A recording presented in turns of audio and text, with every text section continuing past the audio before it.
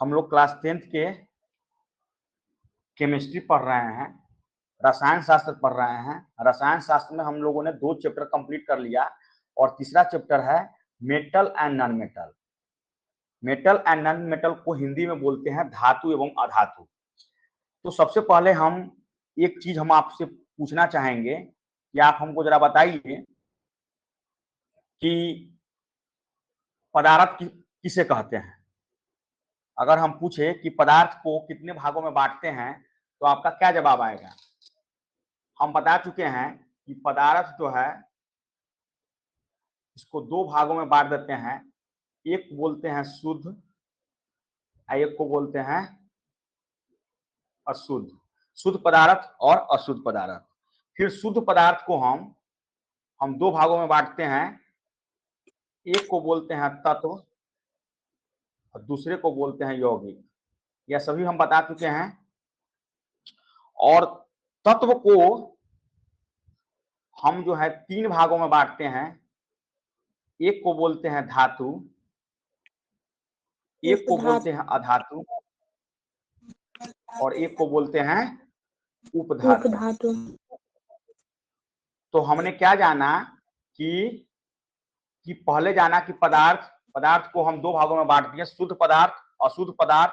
शुद्ध पदार्थ को भी हम 2 भागों में बांट दिए, एक बांट दिए तत्व और यौगिक में। अच्छा, एक बात बताइए कि तत्व कितने होते हैं। तत्व टोटल 118 होते हैं, यह हम बता दिए थे। फिर यौगिक को भी हम 2 बराबर भागों में बांट देते हैं। यौगिक को अगर हम 2 बराबर भागों में बांट देंगे तो एक क्या होगा, एक होगा कार्बनिक और एक होता है अकार्बनिक। अकार्बनिक। फिर अशुद्ध पदार्थ को हम जानेंगे तो अशुद्ध पदार्थ को हम मिश्रण में एक मिश्रण बोलते हैं और मिश्रण को हम 2 भागों में बांट देते हैं, एक को बोलते हैं समांगी और दूसरे को बोलते हैं क्या बोलते हैं, विषमांगी। यही ना हम लोग पढ़े थे। तो यहां तक हम लोग पढ़े थे। और पदार्थ किससे मिलकर बना होता है, तो परमाणुओं से मिलकर बना होता है। तत्व क्या है, यहां हम अगर हम समझे, आप लोगों से पूछे कि तत्व क्या है तो आपका क्या जवाब आएगा कि तत्व उस शुद्ध पदार्थ को कहते हैं जो एक ही तत्व के परमाणुओं से बने होते हैं। अगर हम कहें एक ही तरह के परमाणुओं से बने होते हैं, तत्व किसे कहते हैं, तो तत्व जो है उस शुद्ध पदार्थ को कहते हैं, उस शुद्ध पदार्थ को कहते हैं जो एक ही तरह के परमाणुओं से बने होते हैं। एक ही तरह के परमाणुओं से बने होते हैं, उसे हम क्या कहते हैं, उसे हम क्या कहते हैं, तत्व कहते हैं। यह तत्व का परिभाषा है कि एलिमेंट्स किसको कहते हैं, तो उस शुद्ध पदार्थ को कहते हैं जो एक ही तरह के परमाणुओं से क्या होते हैं, बने होते हैं। जैसे अगर हम सोना लेंगे, अगर एग्जाम्पल के तौर पर उसको हम समझे, अगर हम सोना लेंगे तो क्या सोना एक ही तरह के परमाणुओं से मिलकर बना है, जो एक ही तरह के परमाणुओं से मिलकर बना है। इस सोना में दूसरा चीज थोड़ा ना मिला होता है। उसी प्रकार अगर हम चांदी लेंगे तो चांदी में अगर कोई दूसरा पदार्थ थोड़ा ना मिला, कोई दूसरा परमाणु थोड़ा ना मिला होता है। फिर अगर हम पीतल लेंगे तो पीतल में भी वही उसी पितले के परमाणुओं से मिलकर बना होता है। कहने एक ही तरह के परमाणुओं से जो मिलकर बना होता है उसे हम क्या कहते हैं, तत्व कहते हैं। एक और एग्जाम्पल हम लोहा भी ले सकते हैं। तो कहने का सेंस ये है कि अभी तक हम तत्व जाने, फिर अगर हम आपसे पूछे कि यौगिक किसे कहते हैं तो आप कहेंगे कि वह शुद्ध पदार्थ जो रासायनिक रूप से, अगर हम वह शुद्ध पदार्थ जो रासायनिक रूप से 2 या 2 से अधिक तत्वों को, दो, अगर यौगिक की बात हम करें तो वह यौगिक उस शुद्ध पदार्थ को कहते हैं, वह शुद्ध पदार्थ जो रासायनिक रूप से 2 या 2 से अधिक तत्वों के एक निश्चित अनुपात में मिलाने से बनता है। एक देखो यहां पर एक निश्चित अनुपात की बात कर रहा है, इसका मतलब है अगर हम जल को, अगर हम जल का हम लिखेंगे रासायनिक रूप देंगे तो क्या होगा, H2O होगा। इसमें हाइड्रोजन 2 और ऑक्सीजन 1 मिलकर जल का ही निर्माण कर सकता है। अगर हम 2 को 4 को हाइड्रोजन और 2 को ऑक्सीजन दे देंगे तो जल का निर्माण होगा। बोलिए यस और नो, बोलिए यस और नो, बोलिए। कि जल का निर्माण H2O जल का रासायनिक सूत्र होता है। इसका सेंस क्या हुआ, इसका मतलब क्या हुआ कि H2O मतलब कि 2 हाइड्रोजन और 1 ऑक्सीजन मिलकर जल का निर्माण करेगा। तो कहने का सेंस है कि एक निश्चित अनुपात में मिलने से बनता है, तत्वों के एक निश्चित अनुपात में मिलकर जो बनता है उसे हम यौगिक कहते हैं। अगर हम जल को बनाएं तो जल में हम हाइड्रोजन 4 को ऑक्सीजन 2 को दे देंगे तो जल का निर्माण होगा? ये कभी नहीं होगा। तो कहने का सेंस है कि एक निश्चित अनुपात में वो बनाएगा तो उसे हम क्या कहेंगे? यौगिक कहेंगे। उसी प्रकार अगर हम मिश्रण को समझेंगे तो मिश्रण क्या होता है? 2 या 2 से अधिक तत्वों को यौगिक के किसी भी अनुपात में मिलाने से जो प्राप्त होता है उसे मिश्रण कहते हैं। और मिश्रण को 2 मिश्रण होते हैं, एक समांगी होते हैं और एक विसमांगी होते हैं। समांगी, देखो यहां पर अगर हम समझेंगे समांगी, समांगी का अर्थ होता है क्या? सम मीन्स क्या होता है? बराबर। अंग मीन्स क्या होता है? मतलब कि अगर हम एक बीकर बनाएंगे और इस बीकर में हम जल ढालेंगे और इसमें हल्का चीनी मिला देंगे तो जरा हमको बताओ, और चीनी को मिश्रण अगर पूरा यहाँ चीनी मिला दिए और चीनी मिलाने के बाद जो है इस मिश्रण को जरा हम यह क्या बन गया? जब ये चीनी इसमें रखे, पानी में हम चीनी रखे, इस बीकर के पानी में हम चीनी मिला दिए पानी में, तो यह क्या बन गया? इसका नाम क्या हो जाएगा? शरबत हो जाएगा। और शरबत में जरा एक चीज हमको बताओ कि यहाँ चीनी ज्यादा रहेगा, यहाँ कम रहेगा, कि हर जगह एक ही चीज रहेगा? एक ही चीज रहेगा। हर जगह तो एक ही चीज रहेगा, तो इसी को बोलते हैं समांगी मिश्रण, मतलब कि हर जगह बराबर रहे। अब ऐसा थोड़ा ना कि यहाँ का शरबत पियेंगे तो हमको ज्यादा मीठा लगेगा और यहाँ का शरबत पियेंगे तो हमको कम मीठा लगेगा। इसी को बोलते हैं समांगी। उसी प्रकार भी समांगी भी होता है, उसको देख लीजिएगा। एक चीज और हम आपसे पूछेंगे और फिर हम चलेंगे, शुरू करेंगे कि धातु और अधातु क्या होता है। सबसे पहले हमको एक चीज और बताइए कि धातु में जो एलिमेंट्स होते हैं, एलिमेंट्स कितने होते हैं? 118। तत्व कितने होते हैं? 118। जिसमें धातु कितने होते हैं हम बता चुके हैं। इसमें धातु होता है 92 से 94। अधातु कितना होता है? अधातु होता है 22। और उपधातु कितना होता है? उपधातु कितना होता है? 7 होता है। देखो यह जो हम लिखे हैं +2, यह जो है एक्सेप्शन में हो जाता है। कभी कभी वह जो है धातु और अधातु दोनों का काम करने लगता है, इसलिए हम क्या कहते हैं कि 92 और 94 हम बोल देते हैं। तो कहने का सेंस एलिमेंट्स कितने हैं? एलिमेंट्स 118 हैं। और इसमें मेटल्स कितने हैं, नॉन मेटल्स कितने हैं और उपधातु कितने हैं, इसकी चर्चा हम लोग पहले भी कर चुके हैं। तो चलिए अब हम लोग चलते हैं धातु पर और धातु को हम देखते हैं कि धातु क्या है। हमारा चैप्टर है 3, धातु एवं अधातु। देखिए यहां पर लिखा हुआ है कि धातु किसे कहते हैं। धातु किसे कहते हैं?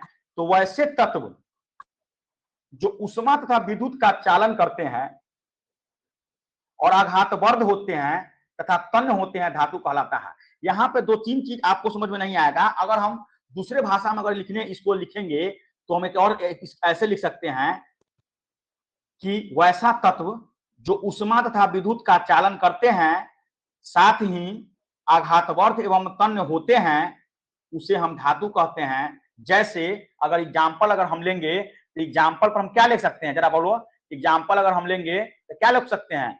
लोहा, सोना, चांदी, उसके बाद क्या हो सकता है?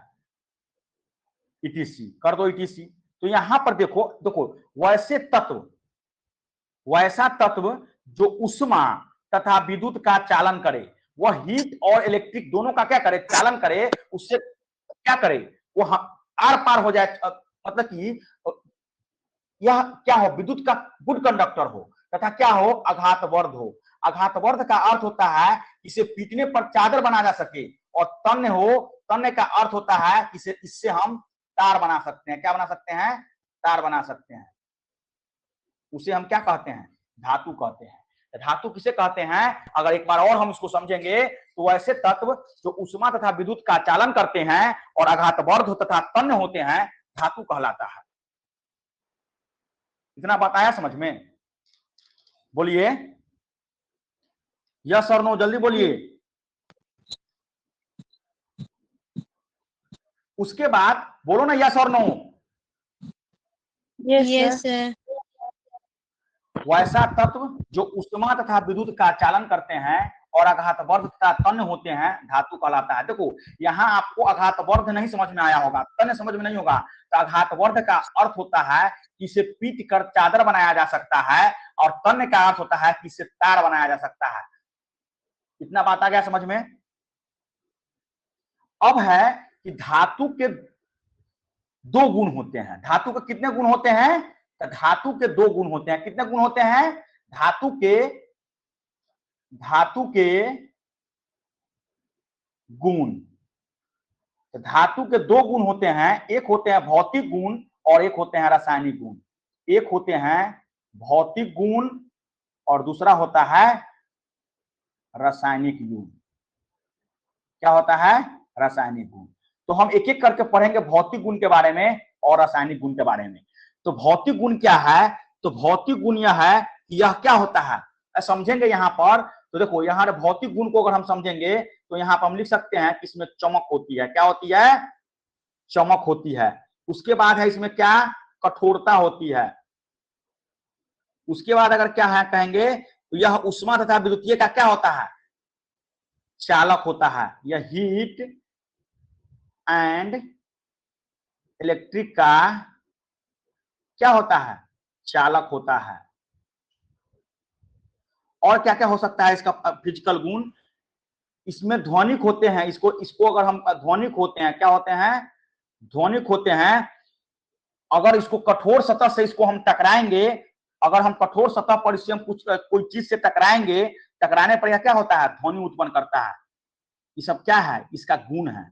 इसका भौतिक, देखो भौतिक गुण और रासायनिक गुण सीधा समझो। किसी का अगर भौतिक गुण की बात कहें तो देखो, अगर मान लो अगर हम कहें कि अभय सर का भौतिक गुण और रासायनिक गुण क्या है, तो अभय सर ऊपर से कैसा दिखते हैं, यह भौतिक गुण का गुण है। लेकिन अभय सर मन में क्या सोच रहे हैं, अभय सर के अंदर क्या चल रहा है, अभी वह क्या सोच रहा है, अभी वह क्या सोच रहे हैं, ये तो आपको पता नहीं है। ये समझो ही रासायनिक गुण है। तो भौतिक गुण और रासायनिक गुण यही है कि यह ऊपर से कैसा होता है और अंदर से कैसा होता है। सीधा समझो। तो धातु के जो गुण होते हैं, भौतिक गुण और रासायनिक गुण, तो चलिए हम स्लाइड में देखते हैं कि यह तो हम बताए हैं, इसमें चमक होती है, कठोरता होती है, हीट एंड इलेक्ट्रिक का चालक होता है, ध्वनिक होता है, इसके पिटने पर जो होता है ध्वनि उत्पन्न होता है, और भी बहुत सारी बातें हैं। तो हम लोग चलिए नेक्स्ट स्लाइड पर चलते हैं और देखते हैं क्या क्या कहता है। देखो धातु के जो भौतिक गुण को यह कर रहा है कि धातु के भौतिक गुण को लिखिए। तो धातु के जो भौतिक गुण होती है उसके जो पहला है, यह इसमें क्या होती है? चमक होती है। धातुओं में प्रायः चमक पाई जाती है, जैसे एल्युमिनियम, जिंक, मैग्नीशियम, एजी मतलब सिल्वर। चांदी का रंग क्या होता है? चांदी का रंग सफेद होता है। और एयू का रंग क्या होता है? एयू में क्या होता है? जरा बोलो तो।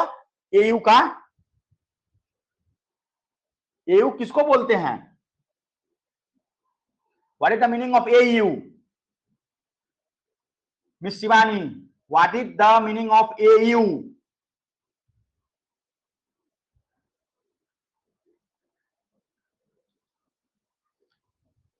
वॉइस में कोई दिक्कत हो रहा है?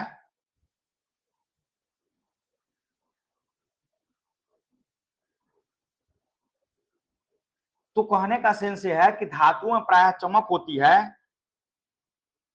और यह एल्युमिनियम, जिंक, मैग्नीशियम और सिल्वर का रंग सफेद होता है। तो एयू का रंग क्या होता है? एयू में क्या होता है? सोना। सोना का रंग पीला होता है। सीयू का रंग लाल भूरा होता है। कॉपर का जो रंग होता है वह लाल भूरा होता है। तो उसके बाद है कठोरता। उसके बाद क्या है? कठोरता। धातुएं प्रायः कठोर होती है। धातुएं जो होती है वह प्रायः कठोर होती है, जैसे लोहा, तांबा, एल्युमिनियम। इस सब क्या होता है? इसमें कठोरता पाई जाती है। तो धातु का एक भौतिक गुण है, यह क्या होता है? कठोर होता है। यह क्या होता है? कठोर होता है। बात आ रहा है समझ में? बोलिए। उसके बाद है आघातवर्ध। आघातवर्ध का अर्थ होता है कि आघातवर्ध का अर्थ होता है कि धातुओं को पीट कर पतला चादर बनाया जा सकता है। जैसे सोना को अगर हम पीटेंगे तो इसका हम पतला चादर बना सकते हैं। उसी प्रकार है, चांदी को भी पीट कर चादर बनाया सकता है। एल्यूमिनियम के देखते होइएगा आप, जो है कभी कभी सोना के, जो सुनार के दुकान पर आप जाइएगा, सुनार के दुकान पे, तो वह क्या करता है, थोड़ा सा सोना को लेकर वह जो है पीट पीट कर उसको पतला बना देता है, फिर उससे जो आभूषण तैयार करता है। उसके बाद जो है एल्यूमिनियम के दुकान पर रहेगा तो वह पीट पीट कर वह चादर बना देता है, फिर उसको उसका जो है वह एक रूप देता है। तो कहने का सेंस है, घातवर्ध का अर्थ होता है कि धातुओं को पीट कर पतला चादर बनाया जाता है। उसके बाद है तन्यता। तन्यता होता है धातुओं में उपस्थित वैसा गुण जिसके कारण उसे खींचकर तार बनाया जा सकता है। हम बता दिए थे कि तन्यता का अर्थ होता है कि उसे खींचकर तार बनाया सकते हैं। आप सुनार की दुकान पर जाइएगा और वहां देखिएगा वह थोड़ा सा सोना से उसको बहुत बड़ा तार बना देता है और फिर उससे आभूषण तैयार करता है। जैसे 1 ग्राम सोना को 2 किलोमीटर तक खींचा जा सकता है। इसी से समझ लीजिए कि 1 केजी सोना, 1 ग्राम अगर हम सोना लेते हैं तो वहां हम 2 किलोमीटर जो है उसको खींच कर ले जा सकते हैं। चांदी है, उसके बाद है एल्युमिनियम है, तांबा है, ये सब है। ये सभी क्या है, इसमें तन्यता होती है। अपवाद में अपवाद में एक धातु है जिसको बोलते हैं बिस्मथ। इसका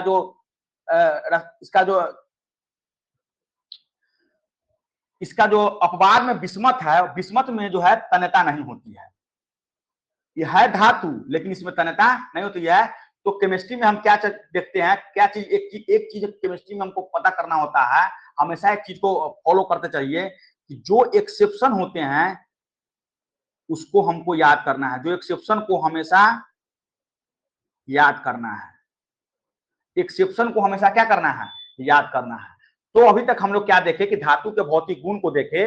उसमें धातु के जो भौतिक गुण है उसमें चमक होती है, कठोरता होती है, आघातवर्ध होता है, तन्यता पाई जाती है। फिर नेक्स्ट स्लाइड में हम देखते हैं कि आगे क्या है। यह जो होता है उष्मीय चालक होता है। क्या होता है, उष्मीय चालक होता है। उष्मीय चालक होता है, इसका अर्थ हुआ कि धातुएं जो है प्रायः उष्मा के चालक होते हैं। धातुएं जो होते हैं वह प्रायः उष्मा के चालक होते हैं। जैसे चांदी और तांबा उष्मा का सबसे अच्छा चालक है। लेड, सीसा एवं पारा उष्मा का सबसे कम चालक है।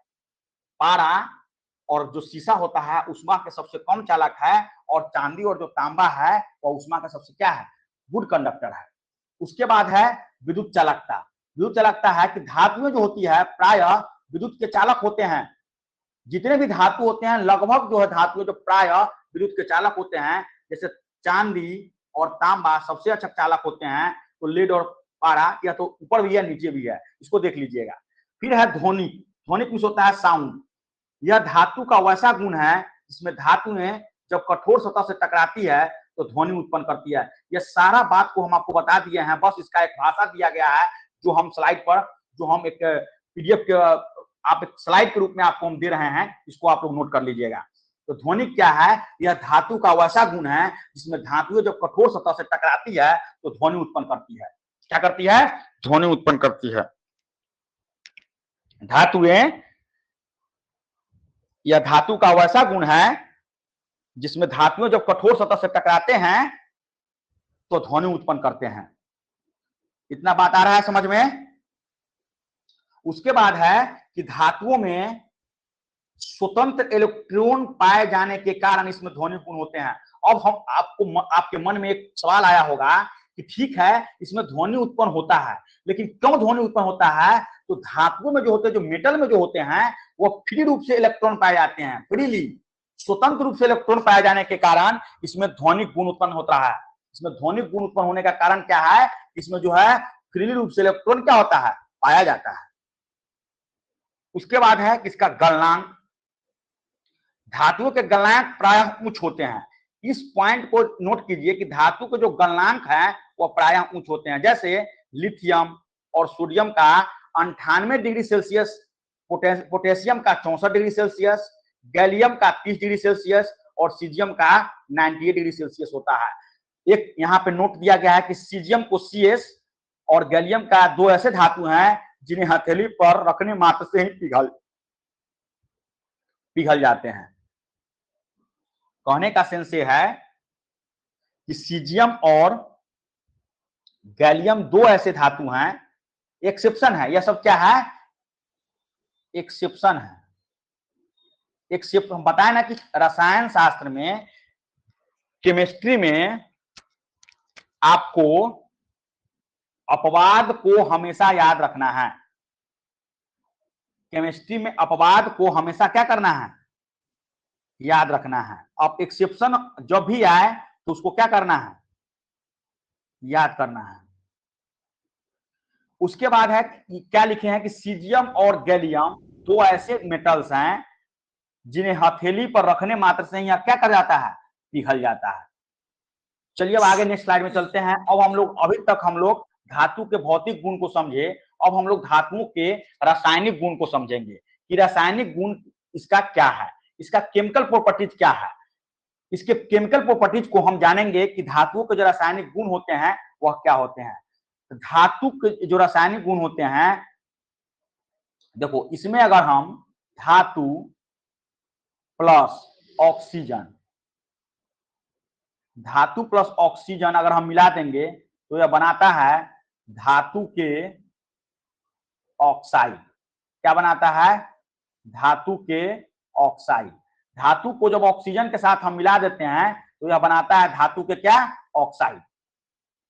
तो इसका पहला जो रासायनिक गुण क्या है कि इसके बाह्यतम कक्षा में 1, 2 या 3 इलेक्ट्रॉन होते हैं। इसके बाह्यतम कक्षा में 1 इलेक्ट्रॉन, 2 इलेक्ट्रॉन और 3 इलेक्ट्रॉन। अब देखिए यहां पर सोडियम है, सोडियम का क्या होता है, Na। अच्छा एक चीज और हमको आप लोग को बताना यहाँ पर चाहेंगे कि देखिए, चलिए इसको यहाँ, हाँ ठीक है आया है मन में तो हम बता ही देते हैं।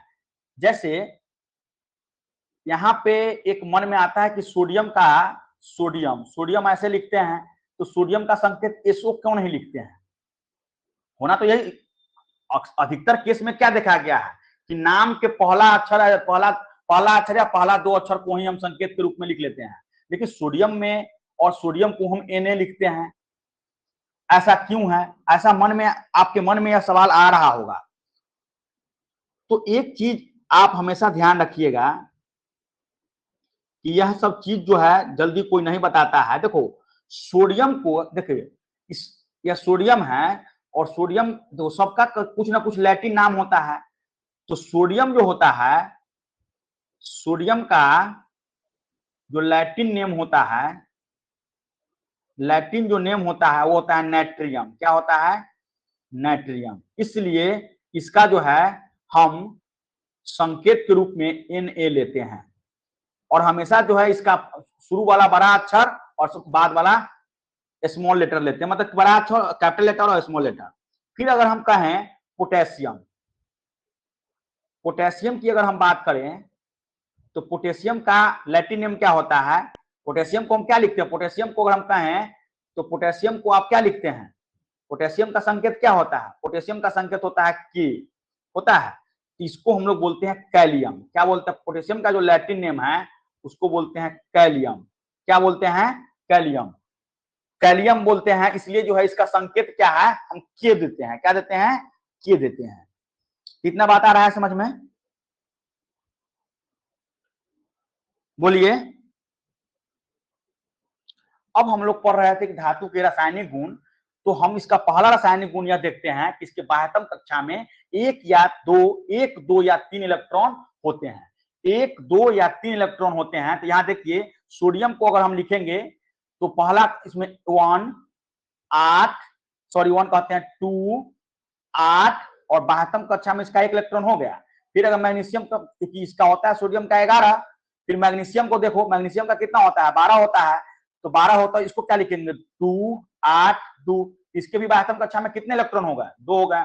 फिर एल्युमिनियम को अगर हम देखेंगे तो 13 होता है। तो 2, 8 और 3।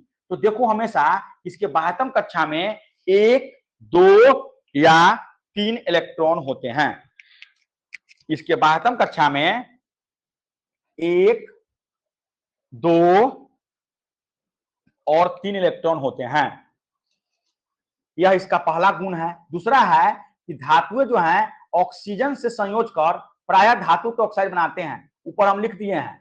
तो यह धातु Mg है, अगर वह ऑक्सीजन के साथ अभिक्रिया करेगा तो क्या बनाएगा, MgO बनाएगा। क्या बनाएगा, MgO बनाएगा।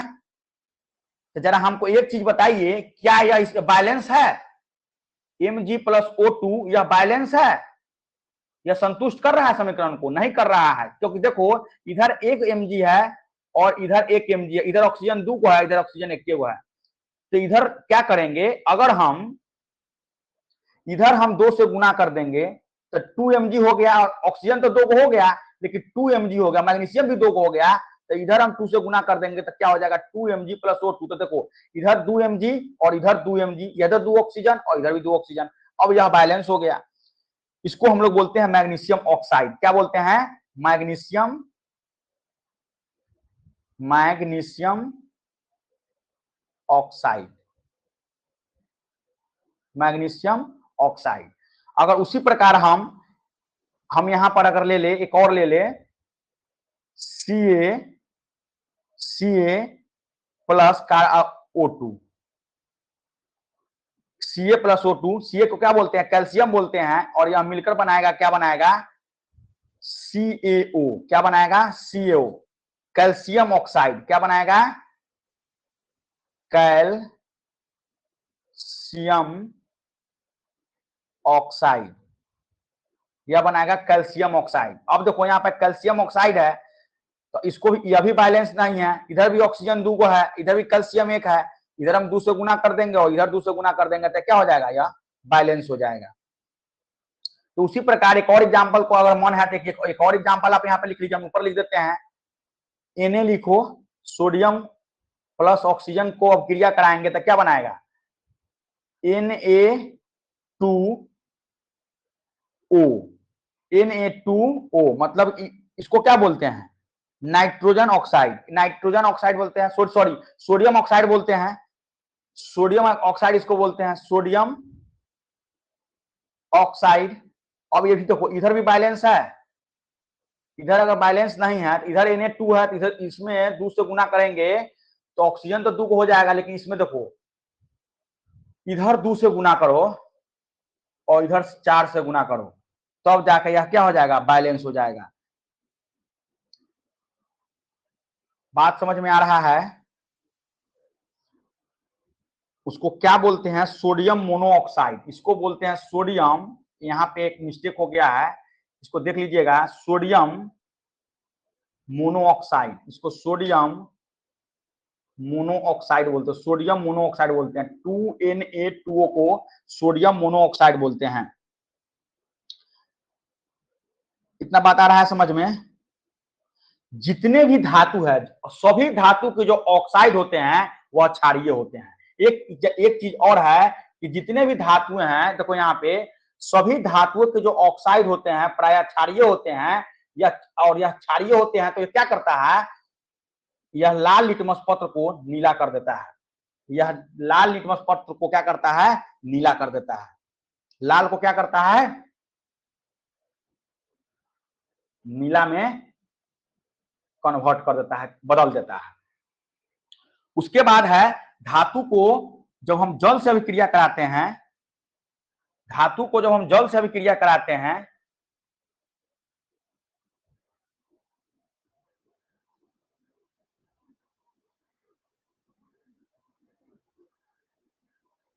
अब जो है हम बता रहे थे, जो धातु के जो ऑक्साइड होते हैं वो प्रायः क्षारीय होते हैं और यह लाल लिटमस पत्र को क्या कर देता है, नीला कर देता है।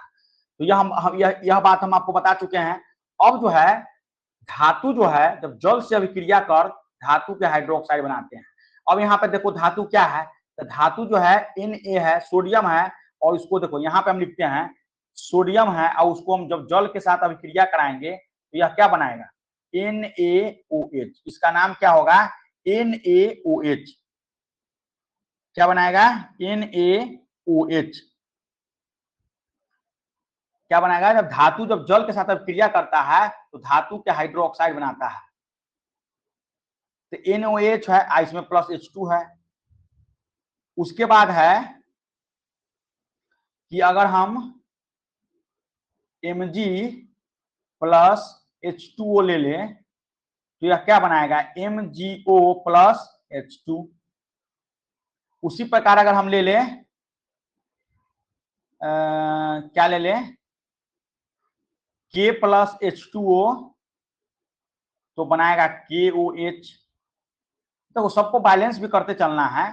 अगर बैलेंस इसके ऊपर से अगर कीजिएगा तो देखो यहाँ पे अगर हम 2 से इधर गुना कर देंगे और 2 से इधर गुना करेंगे तो यह बैलेंस हो जाएगा। उसके बाद 2 को उसके बाद जो है सोडियम वाला को हो गया। उसके बाद जो है इसमें 2 से गुना कर देंगे, 2K प्लस 2H2O क्या बनाएगा 2KOH प्लस H2। यह सब क्या है, बैलेंस है। बैलेंस देखो आपको रिएक्शन को जो भी केमिकल रिएक्शंस होते हैं उसको संतुलित करना बहुत जरूरी है। जब तक संतुलित नहीं कीजिएगा, जब तक बैलेंस दोनों और क्या बराबर नहीं कीजिएगा तो क्या हो जाएगा, या गलत हो जाएगा। उसके बाद है, अभी तक तो हम बताएं कि धातु जब जल के साथ अभिक्रिया करेगा, देखो H2O का अर्थ क्या होता है, H2O मींस होता है जल। या जब जल के साथ अभिक्रिया करेगा तो यह क्या बनाएगा, तो धातु के हाइड्रोक्साइड बनाएगा। क्या बनाएगा, यहाँ पर इस लाइन को अंडरलाइन करेंगे, धातु के हाइड्रोक्साइड बनाएगा। उसके बाद है कि हाइड्रोजन से अधिक क्रियाशील धातु प्रायः अम्ल से अभिक्रिया कर लवण बनाते हैं और हाइड्रोजन गैस क्या करते हैं, मुक्त करते हैं। अब कह रहा है कि जब धातु अम्ल के साथ अभिक्रिया करता है तो क्या बनाता है, धातु जो है अम्ल के साथ जब अभिक्रिया करता है तो क्या बनाता है, लवण बनाता है और हाइड्रोजन गैस क्या करता है, मुक्त करता है। इसमें देखिए यह जो है सोडियम है और HCl, यह अम्ल के साथ अभिक्रिया करा तो बनाया NaCl और हाइड्रोजन गैस क्या किया, मुक्त किया। उसके बाद है पोटेशियम है, K है और H2SO4 है, उसको अगर हम रिएक्शन कराएंगे तो बनाएगा K2SO4 और हाइड्रोजन गैस क्या करेगा, हाइड्रोजन गैस क्या करेगा, मुक्त करेगा। तो उसके बाद एक और एग्जांपल हम ले सकते हैं। अगर यहाँ इसका एग्जांपल अगर समझेंगे तो Mg प्लस HCl बनाएगा MgCl 2 plus H2, hydrogen gas क्या करेगा, मुक्त करेगा। उसके बाद है धातुओं को जो अन्य धातुओं के लवण के साथ अभिक्रिया कराएंगे, जब धातु है उसको अन्य धातुओं के लवण के साथ अभिक्रिया कराएंगे तो क्या बनेगा, देखो जब धातु को धातु अम्ल के साथ बनाएंगे तो एकल विस्थापन होगा और धातु बनाएगा। कहने का सेंस है कि देखो अगर कहने इसको अगर समझिएगा तो देखो एक एग्जांपल से इसको समझने की कोशिश कीजिए। हम यहाँ पर एक स्लाइड लेते हैं और इसमें देखिए यहाँ पर हम एक बोर्ड लिए और यहाँ पर इसको समझाने की कोशिश करते हैं कि देखो एग्जाम्पल में अगर समझेंगे, अगर Zn है प्लस CuSO4 है, यह बनाएगा क्या, यह एक दूसरे को विस्थापन करेगा। विस्थापन क्या करेगा तो बना देगा यह CuSO4, सॉरी Cu कहते हैं, Cu को तो उधर भेज देगा, जब एक सेकेंड, यह बनाएगा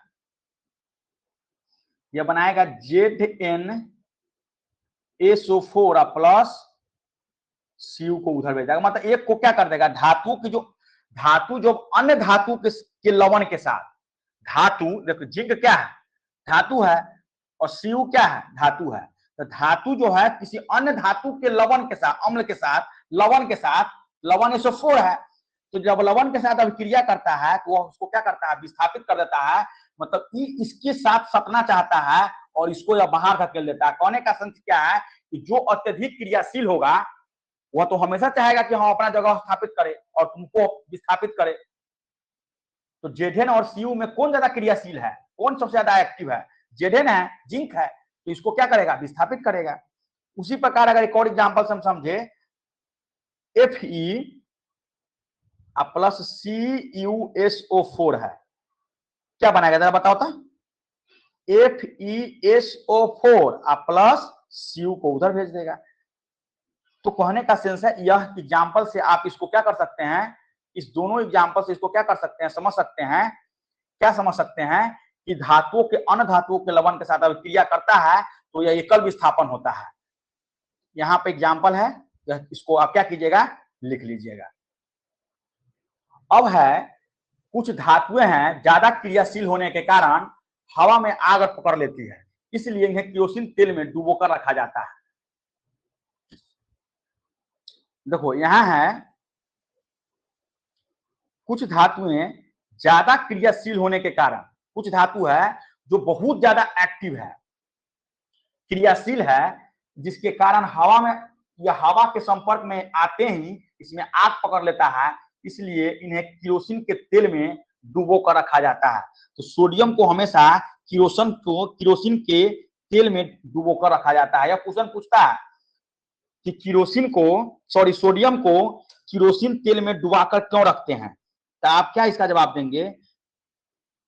क्योंकि सोडियम अधिक क्रियाशील होने के कारण यह वायु में रहने पर वायु में उपस्थित, देखो जो ही वायु में उपस्थित जो नमी होगा उसको क्या कर लेता है, उसमें अभिक्रिया कर उसको आग पकड़ लेता है, जिसके कारण इसे क्या करता है ना, किरोसिन तेल में क्या करता है, डुबो कर रखता है। यहाँ पे लिथियम है, सोडियम है, पोटेशियम है। उसके बाद है कार्बन के दो अपरूप होते हैं, जिसमें हीरा प्रकृति का सबसे कठोर पदार्थ है। हीरा, देखो एक चीज और है यहां समझिए, हीरा जो है नेचर का सबसे कठोर पदार्थ है। और दूसरा है ग्रेफाइट। ग्रेफाइट जो कि क्या होता है, मुलायम होता है। ग्रेफाइट को समझने के लिए आप पेंसिल के देखते हैं और पेंसिल के जो नोकी को देखते हैं, इस टाइप से जो नोकी होता है, अगर हम पेंसिल इस टाइप से अगर बनाएं तो पेंसिल के नोकी यही ना होता है, जो पेंसिल का जो नोकी होता है यह बहुत क्या होता है, मुलायम होता है, और यह क्या होता है, ग्रेफाइट होता है। तो कार्बन के दो अपरूप हीरा और ग्रेफाइट, हीरा और ग्रेफाइट। अब है उभयधर्मी ऑक्साइड क्या है, इसको जरा समझ लीजिए कि उभयधर्मी ऑक्साइड किसे कहते हैं। वैसे धातु के ऑक्साइड जिनकी प्रकृति अम्लीय एवं क्षारीय दोनों होती है उभयधर्मी ऑक्साइड कहलाते हैं, जैसे Al2O3 और ZNO। ये सब जो है याद कर लीजिएगा, यह सब जो है क्वेश्चन कभी कभी पूछ देता है कि उभयधर्मी ऑक्साइड क्या है। तो वैसे धातु के ऑक्साइड जिनकी प्रकृति अम्लीय एवं क्षारीय दोनों होती है, जिनकी प्रकृति अम्लीय एवं क्षारीय दोनों होती है, उभयधर्मी ऑक्साइड कहलाती है। अब हम नेक्स्ट स्लाइड में चलते हैं। अभी तक हम लोग धातु पढ़े, धातु के बारे में हमें लगता है कि आपको सारा चीज समझ में आ गया होगा कि धातु किसे कहते हैं। धातु के गुण के आधार पर दो भागों में बांटा गया है, एक भौतिक गुण, एक रासायनिक गुण। भौतिक गुण क्या होता है, तो इसमें आघातवर्धता होती है, इसमें तन्यता होती है, इसमें चमक होती है। उसके बाद जो है बहुत सारी बातें हैं। उसके बाद जो है हमने बहुत सारा चीज को जाना कि जब जल के साथ अभिक्रिया करता है तो क्या होता है, या अम्ल के साथ अभिक्रिया करता है तो क्या बनाता है, बहुत सारी चीजों को जाने। अब हम लोग चलते हैं अधातु पर। अधातु किसे कहते हैं, अब है कि अधातु किसे कहते हैं, तो वैसा तत्व जो विद्युत तथा उष्मा का चालन नहीं करते हैं, जिससे विद्युत तथा उष्मा का चालन नहीं हो, साथ ही आघातवर्ध एवं तन्य भी नहीं होते हैं। इसे पीट कर न तो चादर बनाया जा सकता है और न इसे तार बनाया जा सकता है, लेकिन भंगुर होते हैं। भंगुर में क्या होता है, एकदम भस्मासुर की तरह हो जाए, एकदम चूर चूर हो जाना। भंगुर का होता है चूर चूर हो जाना, जैसे carbon, sulphur, bromine, hydrogen, helium, neon, oxygen, chlorine, fluorine. इतना याद रहेगा। क्या क्या होता है, एक बार फिर से हम रिपीट कर देते हैं। पहला है कार्बन, दूसरा है sulphur, bromine, hydrogen, helium, neon, oxygen, chlorine and fluorine, etc.. और भी है, ये सब क्या है, यह सब अधातु है। अधातु टोटल कितने होते हैं,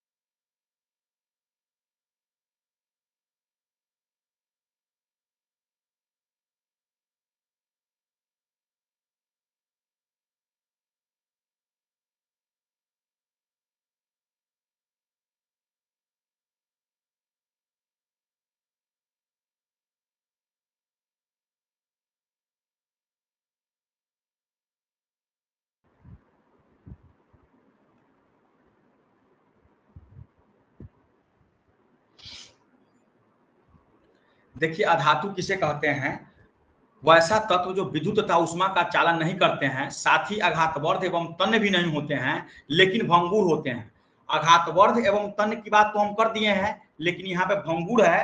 भंगुर का अर्थ होता है कि चूर चूर हो जाना। अगर दूसरे शब्दों में अगर हम कहें, तो दूसरे शब्दों में अगर इसको हम कहें, तो इसका दूसरे शब्दों में परिभाषा हो सकता है कि जिन, यहाँ पर लिख देते हैं, जिन तत्वों के भौतिक एवं रासायनिक गुण धातुओं से, के नहीं से बिल्कुल अलग होते हैं,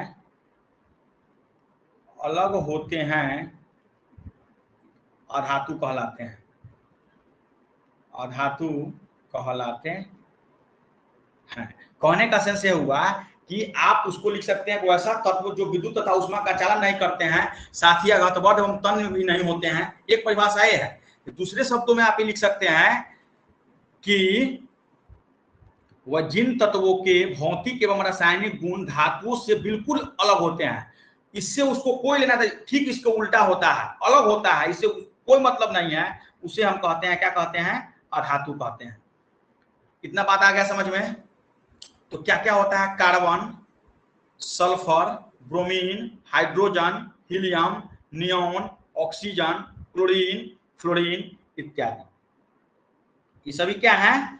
अब जो है हम चलेंगे, जिस प्रकार धातु के भौतिक गुण और रासायनिक गुण को समझे हैं, उसी प्रकार अधातु के भी भौतिक गुण और रासायनिक गुण होते हैं। अधातु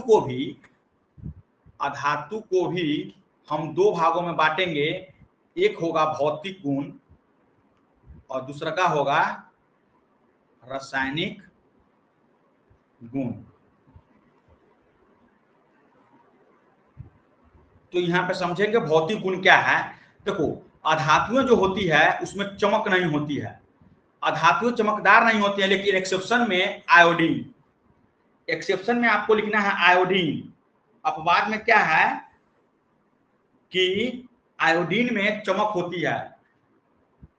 आयोडीन एक क्या है? आयोडीन एक अधातु है, लेकिन इसमें क्या है? चमक है। एक्सेप्शन आपको हमेशा याद, और क्वेश्चन यहीं से राइज करेगा। क्वेश्चन जो है यहीं से आपको उठाएगा और पूछ देगा कि आयोडीन जो है, आयोडीन में चमक है कि नहीं है। आपको पता रहेगा कि आयोडीन तो धातु है, इसमें तो चमक होती ही नहीं है, क्योंकि हम जानते हैं कि सभी धातुओं में चमक नहीं होती है, लेकिन आपको एक्सेप्शन याद करना है। उसके बाद धातुएं जो है भंगुर, और धातुएं जो है भंगुर होती है, जिसको एकदम क्या किया जाता है? भंगुर किया जा सकता है।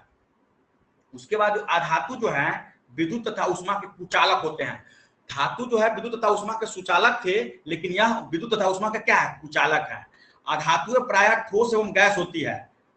अधातुएं जो है प्रायः ठोस एवं गैस होती है, लेकिन यहां भी एक्सेप्शन में आपको याद करना है कि अधातु ब्रोमीन है, यह रहता है द्रव अवस्था में, लेकिन अधातुएं जो हैं प्रायः ठोस एवं गैस होती है, लेकिन ब्रोमीन द्रव अवस्था में रहता है, लेकिन क्या है?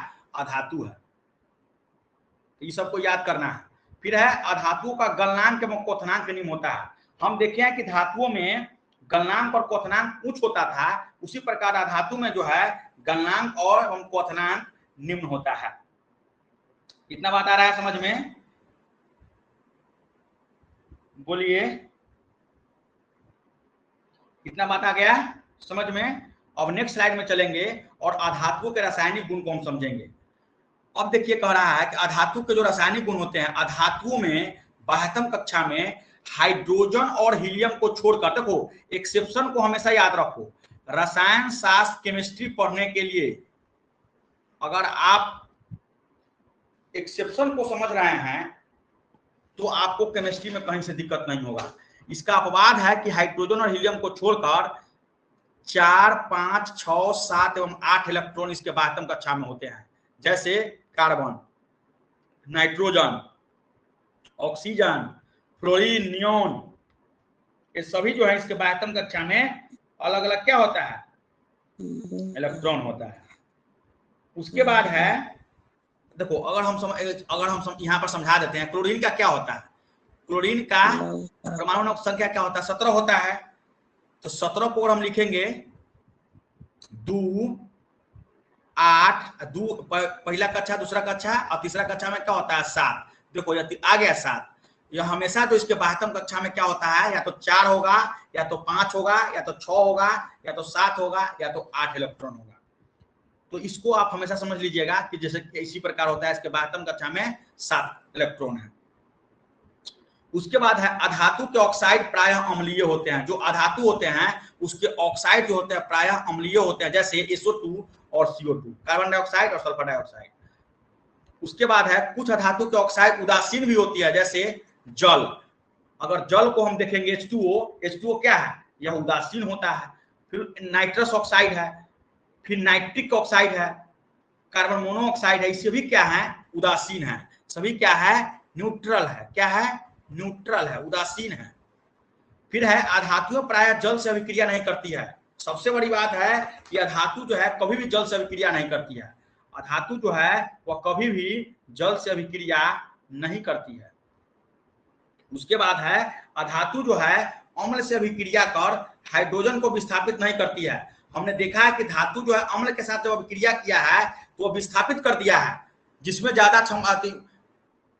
ज्यादा क्या होता है, जिसके ज्यादा जो ज्यादा एक्टिव होता है वह उसको विस्थापित कर देता है। लेकिन यहाँ अधातु जो है इलेक्ट्रॉन लेते हैं, इलेक्ट्रॉन देते नहीं है।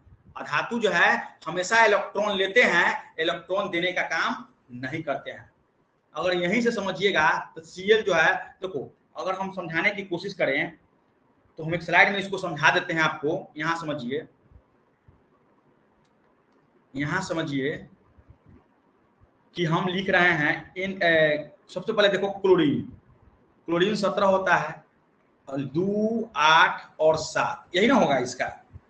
उसके बाद सोडियम कितना होता है 2 8 1। अगर इसके हम दोनों को हम लिखते हैं सोडियम, दोनों के मिक्स करके हम बना दे NaCl, तो हम अक्सर आप देखते होइएगा कि इसके जो दोनों के कोष्टक, दोनों के अष्टक को पूरा करने के लिए यह क्या है, देखो Na क्या है, Na है धातु, और क्लोरीन क्या है, यह है अधातु, यह है अधातु और यह है धातु। अब इसके अष्टक देखो, इसमें जो है, इसमें 72 कक्षा में इसके 7 इलेक्ट्रॉन है और इसके 72 कक्षा में 1 इलेक्ट्रॉन है। अब देखिए यहाँ पे यह जो है, यह हमेशा जो है यह देने का काम करेगा, देने का काम करेगा, और ये जो हमेशा जो है लेने का काम करेगा, लेने का काम करेगा। तो इस चीज को समझिए। तो इस पर हमेशा जो होगा, इस पर जो हमेशा होगा वह ऋणायन होगा, मतलब कि निगेटिव होगा, ऋणायन, ऋणात्मक ऋणायन होगा। और इसको बोलते हैं, क्योंकि यह दे रहा है तो यह धनायन, 1 इलेक्ट्रॉन उसको दे रहा है ताकि इसका अष्टक क्या हो जा रहा है, पूरा हो जा रहा है। और इसके भी इसके सेकेंड कक्ष में इसका पूरा हो जा रहा है, या इसका तीसरा कक्ष खाली हो जा रहा है। तो हमेशा आप देखिएगा, यह तो यह बताने वाला कोई नहीं होता है, तो हर जगह लिखा रहता है कि Na प्लस और Cl माइनस। यह हम चैलेंज के साथ कहते हैं कि जल्दी आपको यह बताने वाला नहीं मिलेगा। क्यों? क्योंकि सोडियम जो है 1 इलेक्ट्रॉन का यहाँ त्याग कर रहा है, इस पर धनायन है, और क्लोरीन जो है इलेक्ट्रॉन ले रहा है, इसलिए यह क्या है, ऋणायन है। यह सब चीज आपको पता होना चाहिए। आ रहा है इतना जो बात अगर आपको समझ में आ गया तो आप समझ सकते हैं कि प्लस क्यों लिखा रहता है और माइनस क्यों लिखा रहता है। तो यहाँ पे है, उसके बाद है अधातु जो है अम्ल से अभिक्रिया कर हाइड्रोजन को विस्थापित नहीं करते हैं, क्योंकि अधातु इलेक्ट्रॉन लेते हैं, इलेक्ट्रॉन देते नहीं है। इस चीज को अभी हम बता दिए हैं आपको कि जो है अधातु जो है हमेशा जो है इलेक्ट्रॉन जो है, देखो यहाँ पे अधातु जो है इलेक्ट्रॉन क्या कर रहा है, इलेक्ट्रॉन क्या कर रहा है, यह ले रहा है, हमेशा लेने का काम करता है। हमेशा किस चीज का काम करता है, लेने का काम करता है। और ये हमेशा क्या करता है, देने का काम करता है। इसलिए जो है, जो यहाँ पे हम क्या लिखे हैं कि अधातु जो है इलेक्ट्रॉन लेते हैं, इलेक्ट्रॉन देते नहीं है। तो अगर इसके एक एग्जांपल से समझो, यहाँ पर C+H, देखो यहाँ पे है C+H2SO4, यह बनाएगा CO2 प्लस SO2 प्लस जल। उसके बाद जो है अगर देखो S+H2SO4 है, यह बनाएगा SO4 प्लस H2O मतलब जल। तो इसको जो है आप देख लीजिएगा। इतना बात अगर आपको समझ में आ गया, आपको क्लास कैसा लगा, आप क्लास कैसा लगा आप हमें कमेंट सेक्शन में बताइएगा, ताकि हम आपको जो है इसी प्रकार से वीडियो प्रोवाइड करते रहें। यह हमारा साइंस का साइंस का ऐसे हम एक आध वीडियो डाले हुए हैं, लेकिन केमिस्ट्री का यह फर्स्ट वीडियो है जो कि, और यह जो है एग्जाम में इस चैप्टर से बहुत सारा क्वेश्चन आते हैं। तो हमने आपको समझाने की कोशिश किया कि धातु और अधातु क्या है। कल के क्लास में हम लोग पढ़ेंगे धातु और अधातु में अंतर, भौतिक गुण के आधार पर, रासायनिक गुण के आधार पर, और बहुत सारी बातों को पढ़ेंगे।